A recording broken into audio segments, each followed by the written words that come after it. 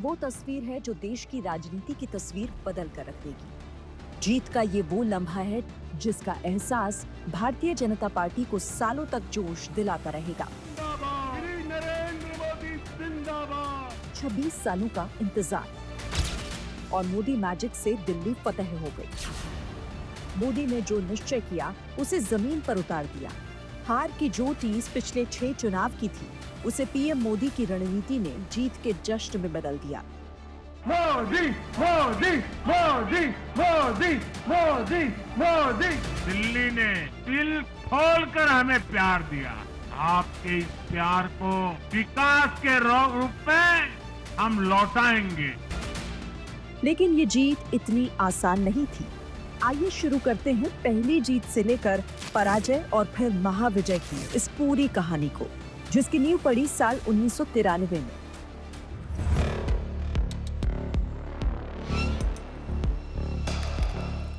साल के इंतजार के बाद 1993 में फिर से चुनाव हुए और दिल्ली को विधानसभा मिली। केंद्र में कांग्रेस की सरकार थी। विधानसभा चुनाव में बीजेपी को बम्पर बहुमत मिला। 70 में से 49 सीटें बीजेपी ने जीती और राज्य की कमान संभाली मदन लाल खुराना ने। लेकिन बीजेपी को 5 सालों के शासन में 3 सीएम बदलने पड़े। पहले 2 साल मदन लाल खुराना मुख्यमंत्री रहे। जैन हवाला डायरी में नाम आने के बाद खुराना ने इस्तीफा दिया। फिर साहिब सिंह वर्मा को मुख्यमंत्री बनाया गया।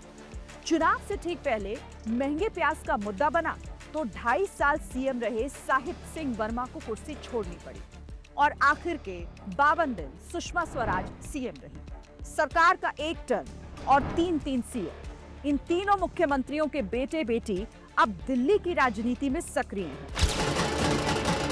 2014 और 2019 में प्रवेश वर्मा 2 बार लोकसभा चुनाव जीत चुके थे। पार्टी ने इस बार विधानसभा चुनाव लड़वाया और केजरीवाल को हराकर उन्होंने दिल्ली में बीजेपी की सत्ता में वापसी के लिए सबसे बड़ी लड़ाई जीती। वैसे 1998 में भी बीजेपी ने सत्ता में वापसी के लिए लड़ाई लड़ी थी, सीएम सुषमा स्वराज के चेहरे पर। लेकिन प्याज की महंगाई का मुद्दा सुषमा की तेज तर्रार छवि पर भारी पड़ गया। बीजेपी को दिल्ली की जनता ने कुर्सी से उतार दिया।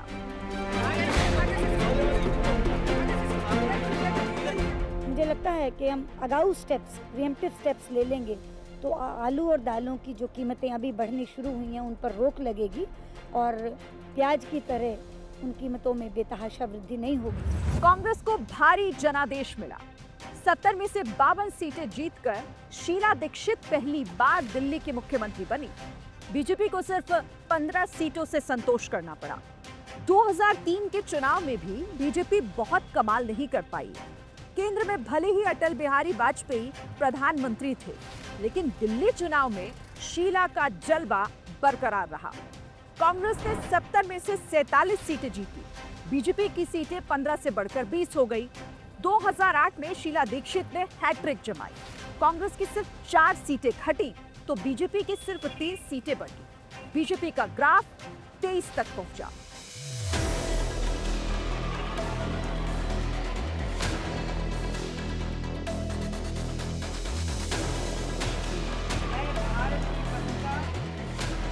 शीला दीक्षित हैट्रिक लगा चुकी थी, लेकिन 2008 से 2013 के बीच यमुना में बहुत सारा पानी बह गया। दिल्ली में उथल-पुथल हुई। शीला दीक्षित पर भ्रष्टाचार के आरोप लगे।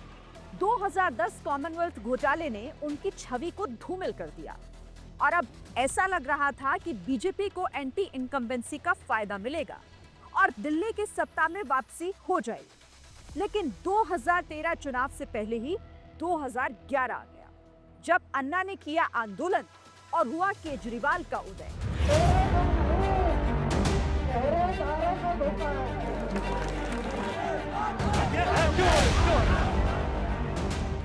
केंद्र की यूपीए सरकार के खिलाफ भ्रष्टाचार विरोधी आंदोलन से माहौल बना। आम आदमी पार्टी बनी और लोकसभा से पहले 2013 में दिल्ली में विधानसभा के चुनाव हुए।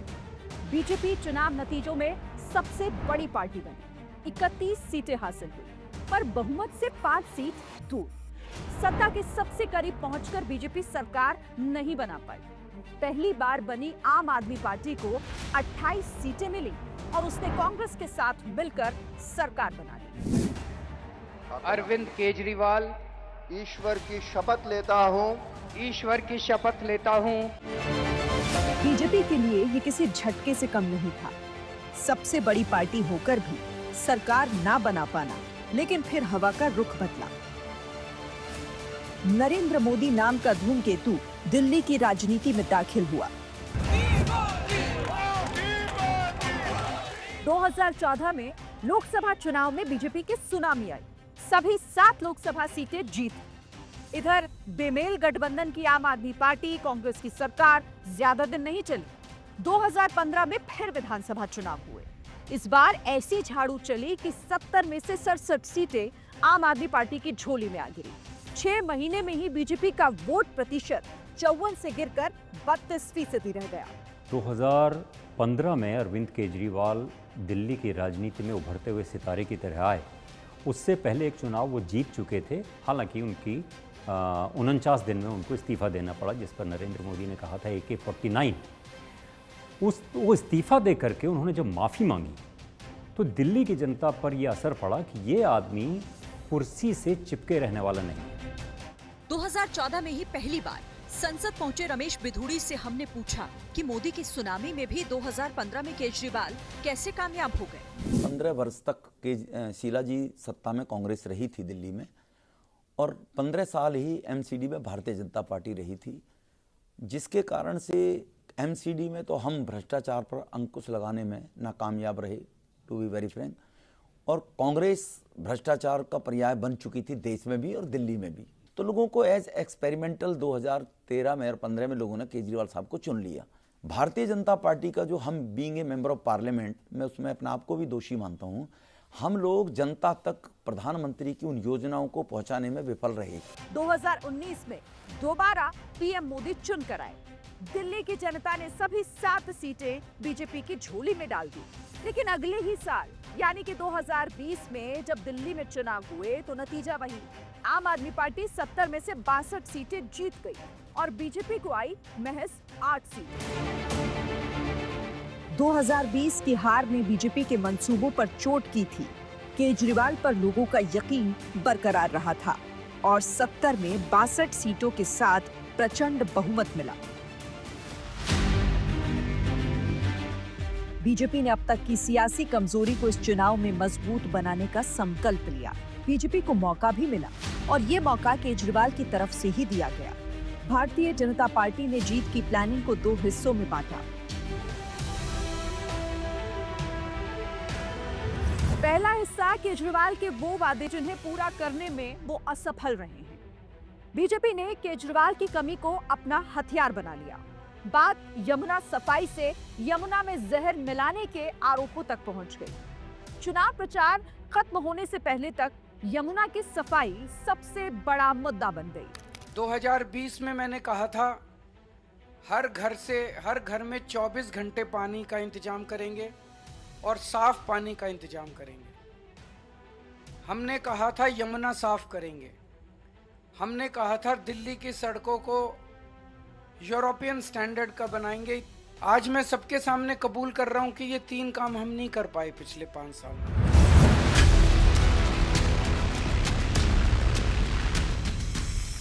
बीजेपी की प्लानिंग का दूसरा हिस्सा करप्शन का वो हथियार जिसके दम पर अब तक केजरीवाल दूसरों को घेरते आए हैं।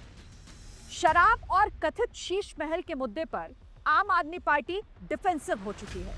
चुनाव प्रचार के दौरान बीजेपी ने हर विधानसभा क्षेत्र में कथित शीश महल का मॉडल रखा तो बंगले का वीडियो भी बीजेपी ने सोशल मीडिया पर डाल दिया।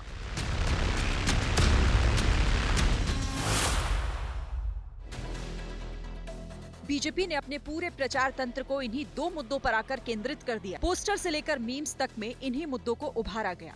आपको आपदा बताकर निशाना साधा गया।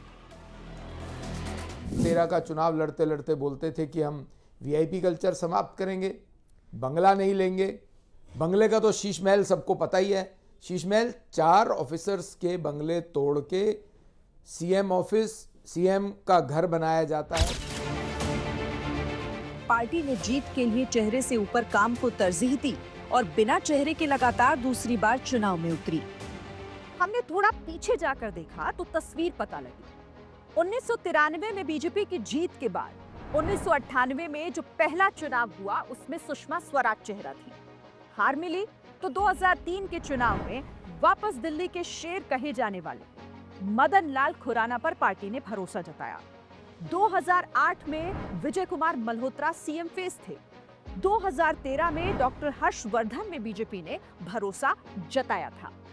2015 में केजरीवाल के सामने किरण बेदी के नाम पर चुनाव लड़ा गया, लेकिन पिछले चुनाव में बीजेपी ने नया प्रयोग किया, बिना किसी चेहरे के चुनाव में उतरी। 2020 में भी हार मिली, लेकिन बीजेपी ने इस बार भी कोई चेहरा सामने नहीं किया। महाराष्ट्र हरियाणा की तर्ज में बीजेपी पीएम मोदी के चेहरे के साथ चुनाव में उतरी। दिल्ली की असली मालिक सिर्फ और सिर्फ दिल्ली की जनता है। चुनाव में 3 ही चीजें दिखती हैं: चेहरा, मुद्दा और वोटर। चेहरे और मुद्दे की घेराबंदी के बाद बीजेपी ने इस बार ऐसा क्या किया जिससे 26 साल बाद सत्ता में वापसी की राह आसान हुई? जब हमने बीजेपी की रणनीति को देखा तो हमें ये चीजें दिखी। दिल्ली में करीब 750 बड़ी और छोटी झुग्गी बस्तियां हैं, जिनमें 30 लाख से ज्यादा लोग रहते हैं। केंद्रीय मंत्री अमित शाह ने हर झुग्गीवासी को पक्का मकान देने का वादा किया है। बीजेपी ने अपने संकल्प पत्र के जरिए दिल्ली के हर वर्ग के लिए वादे किए हैं। महिलाओं को हर महीने 2500 रुपए, 500 रुपए में सिलेंडर, होली दिवाली मुफ्त सिलेंडर, गरीबों को 10 लाख रुपए तक का मुफ्त इलाज, अटल कैंटीन में 5 रुपए में खाना, केजी से पीजी तक मुफ्त शिक्षा, युवाओं के लिए 50,000 सरकारी नौकरी, 20 लाख रोजगार के अवसर, पुजारियों को हर महीने 20,000 रुपए, ऑटो टैक्सी वालों के लिए वेलफेयर बोर्ड बनाना इनमें शामिल है।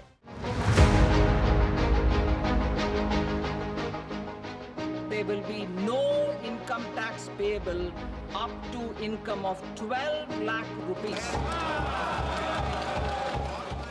वादों, आरोपों, दावों के बीच वोटिंग से 4 दिन पहले देश का बजट पेश हुआ। मिडिल क्लास को दी गई राहत ने चुनाव का नैरेटिव ही बदल दिया। मध्यम वर्ग के लोगों के हजारों रुपये बचेंगे। ये बजट मिडिल क्लास की जेब भरने वाला बजट है। इतनी बड़ी राहत पहले कभी नहीं मिली।